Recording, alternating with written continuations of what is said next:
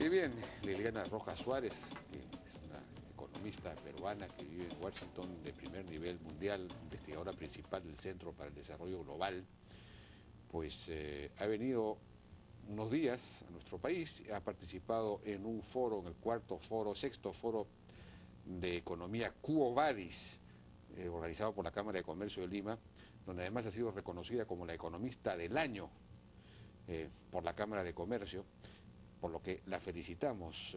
Liliana, buenas noches. Muchas gracias, buenas noches, Jaime. Bueno, Quo Vadis, ¿dónde va la economía mundial? Antes de entrar a esa gran pregunta, sí, que supone, empecemos por las cosas más o menos inmediatas, España, por ejemplo, bueno, Europa en general, pero España en particular, sí, que se ha lanzado a un programa muy fuerte de ajuste, pero también de reforma estructural. Claro, las reformas estructurales que han tenido mucha resistencia, la reforma laboral y todo, eso se supone que deberían tener efecto en el mediano plazo, o por lo menos en un plazo no tan inmediato, pero lo que sí parece estar teniendo un efecto inmediato son las medidas de ajuste fiscal, que paradójicamente han incrementado el costo de los bonos españoles, ¿no? Es decir, ahora España se financia a mayor costo porque los mercados desconfían o consideran que esas medidas de ajuste son demasiado duras y que van a precipitar una recesión. ¿Eso es lo que está pasando o no? Jaime, contigo venimos discutiendo ya varios meses, sí, pues, y hasta años, creo, cómo ha ido evolucionando la crisis en Europa, ¿no? Y uno de los fenómenos más importantes de las crisis es que tiene dos partes. Uno es el tamaño del ajuste y el otro es la capacidad de resistirlo. O sea, como dicen, bueno, ¿hasta cuándo llega el castigo, no? ¿Hasta qué nivel? Y entonces la sensación que se tiene en este momento es que con el nuevo gobierno en España, el ajuste fiscal está teniendo demasiada oposición. Entonces la sensación es que la población simplemente no va a mantener ese ajuste y no hay la credibilidad que vaya a mantenerse el ajuste fiscal. Ajá. Pero la novedad más importante... O sea que los mercados lo que perciben es eso, más que el hecho de que la economía por el ajuste entre en una mayor recesión. Son las dos cosas, ¿ya? O sea, el ajuste fiscal obviamente está disminuyendo la demanda agregada, pero si además de disminuir la demanda agregada, tienes una población que está contra el ajuste, entonces tienes dos elementos que hacen que no vaya por ningún lado. O sea, por un lado, tu punto, ajusta, hay menos crecimiento económico, hay más desempleo. El desempleo en España es gigantesco. Eso exacerba la resistencia social, lo cual hace que tiendas más bien a abandonarlo. Entonces se vuelve un círculo vicioso que hace que los mercados piensen que esto no es sostenible. Pero quizás, como te comentaba, el desarrollo más importante ahorita es que, mira, Europa viene atrasado en todo lo que tú y yo hemos venido conversando hace un montón de tiempo. Mira, primero dijimos, Grecia, ¿va a haber un default o no va a haber un default? Y, sí, no, qué sé yo. Todo el mundo decía, tiene que haber un default en Grecia. Al final arreglaron un default, ¿no? Pero todavía la situación no se arregla para nada. 7% de recesión en este momento en Grecia. ¿7% de menos? Sí, de menos crecimiento. Sí, exactamente. Sí. Imagínate. Qué horror. Qué horror, ¿verdad? Pero eso es lo que está ahorita en Grecia. Entonces, obviamente, eso se piensa hasta cuándo. Ya, eso está por ahí. Pero luego también hemos conversado contigo en reuniones pasadas. Entonces, el Banco Central Europeo debería intervenir. ¿No? Y dijimos, claro que debería intervenir, pero se demora. Entonces, finalmente intervino, ¿no? Ok, y primero pensó, 250 billones de dólares en dólares americanos, porque los billones son diferentes aquí que en Estados Unidos. Luego se pasó a 500, ahora se piensa que necesita 1 trillón. Y entonces ahora Europa está yendo a las reuniones del Fondo Monetario Internacional pidiendo ayuda. Pidiendo ayuda. Claro, bueno, lo que sucede es que lo que quiere es que a través del Fondo Monetario Internacional se levanten recursos que vengan de otros países del mundo. Entonces, hay países como, por ejemplo, bueno, no son muy grandes en este momento, hay países como Brasil y China que han dicho, bueno, sí, quizás sí, quizás no. Y hay otros países como son Suiza, Noruega, que han dicho, sí, voy a colaborar. ¿Okay? Y Japón, el más importante es Japón, que ha dicho yo voy a colaborar, pero nada está cerrado todavía. Y la expectativa es que esta decisión en realidad se postergue hasta junio, porque ahí es donde se reúne el G20. Y el G20 tendría que darle el mandato al Fondo Monetario para que reciclara, digamos, esas reservas internacionales que vienen de estos países, estos dólares, de vuelta hacia Europa. ¿Y eso sería para qué? Para apuntalar a los bancos, porque el Banco Central Europeo ha soltado algo de plata, ¿no es cierto? Mucha plata, pero para reanimar un poco a los bancos, darles liquidez, claro. Eso es un poco lo que... Y eso ha permitido permitió que los bonos, digamos, de los países que emitieron los países bajaran un poco de precio. Por un poquito de tiempo. Por un poquito de tiempo, ya volvieron a subir. Claro. O sea que esa inyección ya hizo su efecto, claro. ya dejó de hacer efecto. Claro, lo que ha pasado es lo siguiente, ya en la primera rueda, tú efectivamente, el Banco Central Europeo le da más liquidez a los bancos. Ya. Los bancos, ¿qué hacen? La liquidez es un préstamo del Banco Central Europeo a los bancos. Ya. ¿A qué tasa? Bajísima, ¿verdad? Ya. Ok. ¿Para qué? Para que con ese dinero compren bonos gubernamentales. Los bancos. Los bancos. Ya. Ok. Entonces los bonos gubernamentales cuentan como capital. ¿Ya? Y entonces se ven muy líquidos y muy capitalizados porque tienen muchos bonos gubernamentales. Entonces parece ser que están muy bien y además están ayudando al gobierno porque están comprándole los bonos. Claro. Ok, pero va pasando el tiempo y los mercados comienzan a decir, oye, pero lo que está pasando realmente es que está habiendo un contagio desde el problema de deuda del gobierno hacia la situación de los bancos. Porque si hay un default de los países europeos, entonces los bancos también quiebran. Ajá. Entonces, ante eso dicen, bueno, sí, pero eso no es suficiente, se necesitan recursos frescos. Frescos. No la misma recirculación que vas, ya sabes, emites más bonos que le das a los bancos para que los bancos le compren a los gobiernos y sigues en la misma, sino lo que necesitas es totalmente recursos frescos y por eso están ahora... Pero esos recursos frescos van a incrementar aún más la deuda de los países, sí, etcétera, sí, etcétera. En realidad seguimos construyendo la bola de nieve, ¿o no? A menos que, y aquí es donde viene la diferencia, cuando una cosa es los mercados y otra cosa son los países. Los mercados te juzgan todo el día, ¿no? A través de los precios. Claro, claro. Pero si son los gobiernos de Japón, si son los gobiernos de Suiza, si son a través del Fondo Monetario Internacional, entonces ahí no hay precios. Claro. Ahí puedo negociar, te doy más tiempo, te doy más plazo. O sea, estoy negociándote, estoy dándote ayuda fuera del mercado. Claro. Entonces eso no cambia de precio todos los días. Ajá. Y entonces eso sería una herramienta diferente. Una herramienta diferente que podría dar espacio para empezar a conseguir una reactivación o algo así. Pero yo tengo problemas con el argumento, ¿no? Y es que, mira, en el Fondo Monetario Internacional el principal contribuyente es Estados Unidos, de lejos. Y Estados Unidos, nada, cero. Estados Unidos no va a poner nada. No va a poner nada. No va a poner nada. Bueno, pero es más de lo que pone dentro de su propio país. De repente considera que no puede poner más. Totalmente, está en elecciones. Claro. Está en elecciones. Como un país que tiene en este momento un nivel de desempleo muy por encima de lo que está acostumbrado, ¿cómo ese país va a ir al Congreso para decir, ¿sabes qué? Vamos a ayudar a los que están desempleados en Europa? Ese tema, el tema de la crisis europea. Pero porque que se junte Estados Unidos y Europa y se conviertan también en pedigüeños. A mí también que me den. Bueno, sería el colmo, ¿no? Sería el colmo, pero en fin, pero están en situación... Pero el tema no se menciona para nada en los debates políticos de Estados Unidos. La crisis europea no es tema. Nunca hay un debate de los candidatos a la presidencia, de republicanos, obviamente el candidato demócrata es obviamente el presidente Obama. No hay discusión sobre la crisis europea, a pesar de que si efectivamente Europa, la zona euro se cae y hay una crisis internacional, va a afectar a Europa, va a afectar a Estados Unidos tremendamente. Eso es muy americano también, muy norteamericano, ellos siempre miran para adentro, no tienen ninguna visión global. Yo te digo una cosa, yo creo que si la crisis aguanta, no revienta, pasan las elecciones, se elige el nuevo presidente de Estados Unidos, quien sea, creo que va a tener que tomar el tema y creo que sí se va a meter en la resolución de la crisis.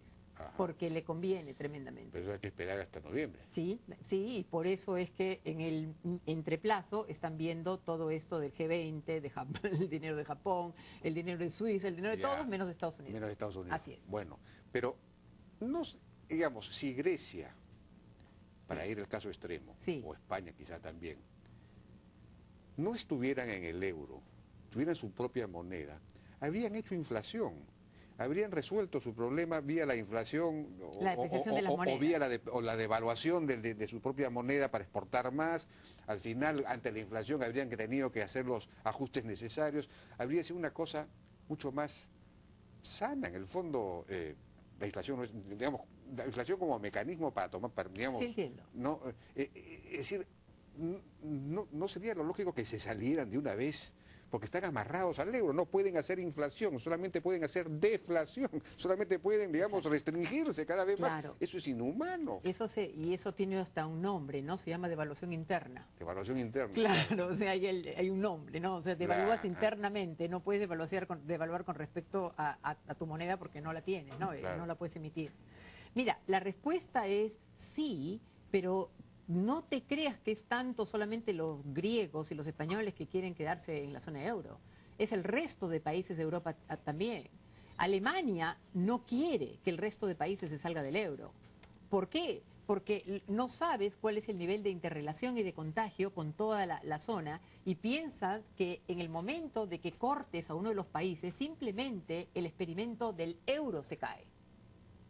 Entonces, claro, sí, definitivamente. Pero entonces son como el perro del hortelano, porque hoy día no sé quién les dice, oigan, pero entonces permitan ustedes una inflación en general en el euro, para que estos países Esa es la gran discusión, y Alemania no tolera inflación. Entonces, ni una cosa ni otra. Exactamente, exactamente. Entonces, ¿qué pasa cuando uno no es tolerante y no es ni una cosa ni otra? Bueno, normalmente eso termina explotando, ¿no? Y eso ha pasado en el pasado en una serie de circunstancias. Y Alemania viene lentamente haciendo lo que tendría que hacer, pero con tanto atraso que la pelota sigue creciendo. Ahora, la China tiene, ¿cuánto? 900.000 millones de reservas internacionales, de dólares, internacionales, ¿no? O sea que podría ayudar un poco también, ¿no? Claro, pero 900.000 no es menos de lo que se está pidiendo, ¿no? Bueno, como te digo, estoy hablando de trillón. Yo ya me pierdo en medio de eso. Yo sé, ya cuando pasa trillones ya... No, el tamaño de la China no es suficiente, ¿ok? O sea, la China solita no podría solucionar el problema. Pero China también tiene que ver qué gana en el asunto. O sea, ¿por qué va a ayudar a Europa, no? O sea, en todo caso le interesa más ayudar a Estados Unidos porque la mayoría de sus reservas están en dólares. Ajá, no necesariamente en euros. Entonces, ¿pero qué gana en esta negociación? Los otros, acuérdate que los bancos chinos no están tan interrelacionados con el resto del mundo como lo están los bancos del mundo occidental con ellos mismos. Entonces, Japón sí tiene un tremendo interés, pero no necesariamente China. Entonces, a China le tienes que ofrecer algo. ¿Qué le ofreces? Nadie le está ofreciendo absolutamente nada. ¿Ok? Solamente decir, bueno, dame el dinero, inviértelo aquí, y los chinos no se han comprometido para nada, ¿no? Entonces, bueno, eso vamos está a por ver, verse. los chinos son muy hábiles, o sea que algo van a buscar que ganar en el tema. Bueno, tenemos que ir a una pausa, si me permite, Liliana.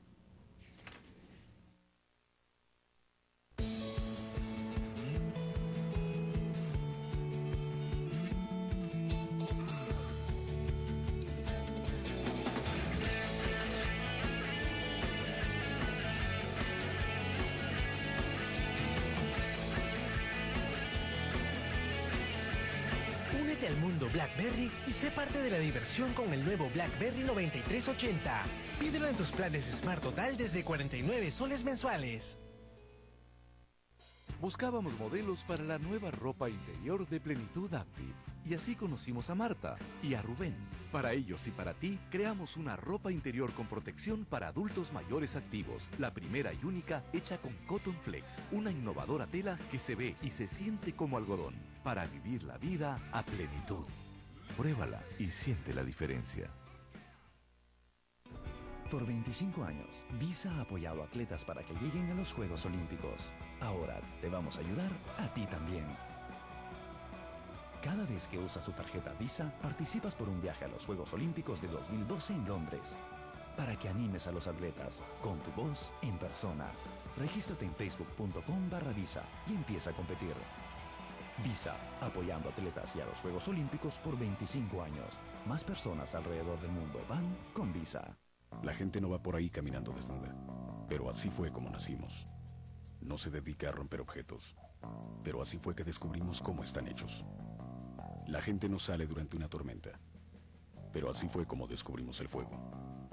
Nosotros no nos adaptamos a lo establecido. Es por eso que nos sentimos vivos.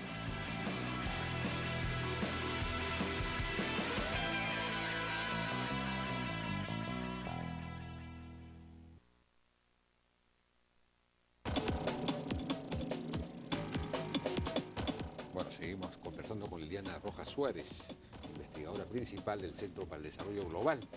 Bueno, y entonces en medio de esto se le está pidiendo ayuda a China, a Japón, en fin, Suiza, Suecia.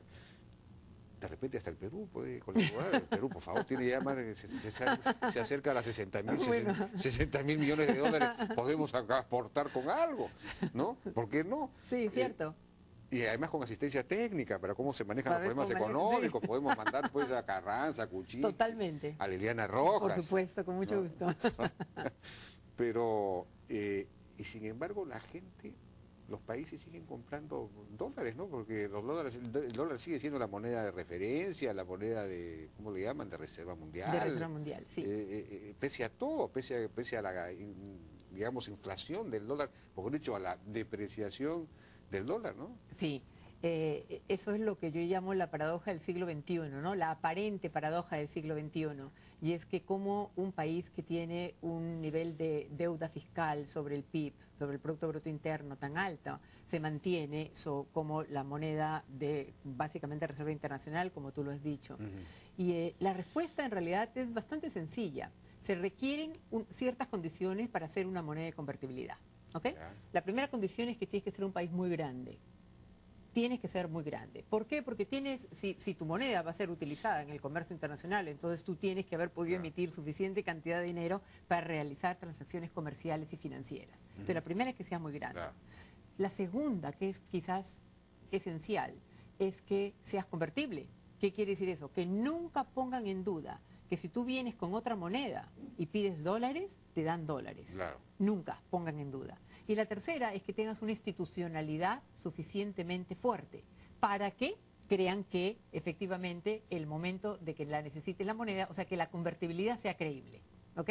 Porque si no tienes las instituciones, en cualquier momento te hacen... Que sea líquida. Que sea líquida, pero que sea creíble que va a ser líquida siempre. Ok. Ahora, cuando tú comienzas a ver las alternativas, hay países que podrían tener las condiciones de que son convertibles, que no haya ningún control de capital, ¿ok? Que no haya ningún control de capital y que tienen instituciones fuertes, como por ejemplo, bueno, podría decir el franco suizo, ¿ok? Muy chico. No hay suficiente franco suizo en el mundo como para que sea una red internacional. Si preguntas, por ejemplo, el renminbi chino, bueno, tiene el tamaño, pero es lo único que tiene. No tiene ni institucionalidad ni es convertible. Luego, si vas por las otras monedas, ¿cuáles te quedan? Bueno, te quedan el yen, te quedan el euro, te quedan la libra esterlina. Bueno, todas son monedas de reserva, pero ninguno de estos países, el euro, la razón por la que se crea el euro, Jaime, hay que recordar, es justamente para hacerle competencia al dólar. Claro. Para eso se crea la zona euro. Está a punto de y ahora está que de repente ni siquiera se mantiene. Entonces, bajo esas características no tienes alternativa. Una de las alternativas que se ha propuesto es que se utilicen los derechos especiales de giro, que es la unidad de cuenta del Fondo Monetario Internacional. Pero la verdad es que eso no es una moneda, porque el Fondo Monetario Internacional no puede emitir derechos especiales de giro. Es solamente un pooling de reservas del mundo. O sea, tú reservas, mis reservas, cuando tú las necesitas yo te presto, cuando yo las necesito tú me prestas. A estas alturas hay una interrelación financiera tan grande en el mundo, contagios de todo tipo, ya estamos tan integrados, y sin embargo no hay un banco central del mundo. Digamos, el Fondo Monetario no ha escalado, no se ha convertido en una institución mucho más, digamos, con capacidad regulatoria, interventora, etcétera, ¿no? No es un banco de última instancia. Sí, Jaime, mira, eso fue uno de los mensajes más importantes de mi presentación hoy día en la Cámara de Comercio. Y es que el tema era discutir sobre, bueno, el sistema financiero internacional puede persistir como tal, cuáles son las fallas. Y la falla más importante es que no tienes gobernabilidad a nivel mundial, a nivel global, en un mundo globalizado. O sea, lo puedes entender a nivel de país. Puedes entender que un país no va a funcionar si no tiene la gobernabilidad. Ya, pero no lo puedes entender a nivel global. Y entonces lo que sucede efectivamente es que lo único que pueden dar el mandato es el Grupo de los 20 al Fondo Monetario Internacional para que actúe como prestamista de última instancia, o que además pueda tener algún tipo de control, más de supervisión dentro de los sistemas financieros del mundo. porque solo cada país no va a decir, por ejemplo, Estados Unidos no va a decir, ah, bueno, a mí que me supervise otro país. Claro. Entonces, lo que tú necesitas es un ente de fuera, y ese ente tiene que ser un ente una institución multilateral. El Fondo Monetario Internacional es el mejor candidato que me viene a la mente. Eso no quiere decir que no pueda crearse una nueva institución, ¿ok? Pero no existe en este momento una institución de gobernabilidad de un mundo globalizado. Y no se está planteando. Y no se está planteando, O sea que porque cosa... cada país tiene su interés propio y no se está internalizando claro. que la acción de uno afecta al otro. Bueno, hablando de efectos múltiples y de repercusiones, está previsto que, por ejemplo, hoy día el presidente Juan Manuel Santos toma distancia clara de la expropiación de Repsol, de YPF en Argentina. Ayer lo hizo el presidente Calderón en México, que incluso la calificó de irracional esa decisión. Y hoy día Santos ha dicho, el presidente de Colombia, no vamos a expropiar, aquí no expropiamos, somos un Estado de Derecho donde hacemos lo humanamente posible para que se respeten las reglas. Es el mejor atractivo para cualquier inversionista. ¿Por qué invertir en Colombia? Preguntó. Porque hay reglas estables y predecibles, porque aquí no expropiamos. Así es. Es decir, de una claridad absoluta. Pero falta ahora que el presidente Humala diga algo parecido. Bueno, Pero... bueno, claro, es que lo que sucede es que los presidentes, como debe ser, necesitan aclararle al mercado de que no son Argentina. Pero déjame decirte algo. En realidad, esto es solamente para reforzar esa percepción. Los mercados no tienen la menor percepción de que países como México, Perú, Colombia, Brasil y Chile van a hacer ningún tipo de expropiación. No tienen en este momento esa percepción. Pueden estar equivocados, pueden estar en lo cierto, pero no tienen la percepción. Argentina se espera cualquier cosa. ¿Ah, sí? Hace mucho tiempo que cuando yo hablo con inversionistas, hace mucho tiempo que las preguntas ya no son sobre Argentina. No ven a Argentina como un lugar rentable, porque piensan efectivamente lo que dijo el presidente Santos, que las reglas de juego cambian continuamente. Así que como no sabes qué va a pasar luego, entonces mejor no te metas, ¿no? Pero la percepción en este momento no es en el resto de países, y en Perú no hay el temor. Ahora, sobre el Perú. Sobre el Perú, para nada. No, en este momento no hay, los presidentes están tratando de ratificar al mercado, pero tú no has visto a ninguna calificadora de riesgo, por ejemplo, salir a decir, ¿sabes qué? No, puede pasar esto en otro país, así que mejor le bajamos la calificación o la ponemos en sospecha.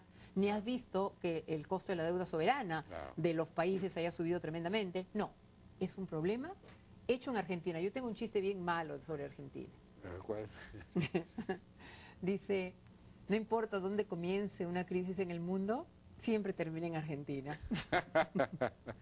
Bueno, hoy día Xavier Sala y Martín tienen un extraordinario artículo, creo que es una charla que él dio sobre este asunto de Repsol. Dice que Repsol pagó 15.000 millones de dólares para comprar la YPF y ha invertido 20.000 millones de dólares. Pero lo que ocurrió en los últimos años es que Kirchner, el difunto, quiso que su amigo, un amigo suyo, Enrique Eskenazi, del grupo Petersen, ingresara como socio a YPF. Se lo pidió a Repsol, entonces le hicieron un espacio. Primero con el 15%, después con el 25%, pero resulta que este Eskenazi era amigo de Kirchner y no tenía plata. En realidad era un hombre rico en su pueblo, pero no tenía, claro, no era para el nivel de YPF, para comprar el 25% donde el otro había pagado 15.000 millones de dólares, ¿no? Entonces hizo que Repsol le prestara la plata a Eskenazi para que Eskenazi compre las acciones y le pagara con las utilidades, con los dividendos. Entonces, pero para garantizar que Repsol pueda cobrar ese crédito, digamos, obligó a Repsol a distribuir en forma de dividendos el 90% de los beneficios. Y ahora, Cristina acusa a Repsol de no usar los dividendos en inversiones, en exploración, cuando tiene la obligación de gastar el 90% en dividendos para que Eskenazi, amigo de pudiera Cristina, pagar la deuda que tiene con... Esto ya la pendejada, por decirlo ya, es decir, es una, perdóname la expresión, está bien. No queda más que, no sé qué palabra usar. Sí, por eso, mira, por eso te digo que en el resto de países de América Latina no peligra con este tipo de acto, porque obviamente esto es un acto que es totalmente inusual, es un acto que implica un nivel de total falta de concepción de cómo manejan las economías y lo que es el sector privado. Si Argentina espera que vaya a tener otras inversiones del extranjero, está en grandes problemas en este momento. Es más, le vienen juicios a Argentina, Sí, le vienen pues. juicios que van a salir de España, y luego de repente se va a tener ver en la posición de utilizar sus propios recursos para más bien compensar a Repsol. O sea que esta historia es una historia que va a terminar mal para Argentina. Sí, pues. Bien, Liliana, muchísimas gracias y felicitaciones una vez más por el premio que has recibido. Y nos será hasta la próxima, pues. Hasta la próxima, Jaime. Gracias. Fue Liliana Rojas Suárez. Vamos a una pausa y regresamos ahora con Óscar Tinoco, presidente del capítulo de Ingeniería Metalúrgica, para hablar de las tecnologías alternativas en la minería informal, algo fundamental en la lucha contra la minería ilegal. Regresamos.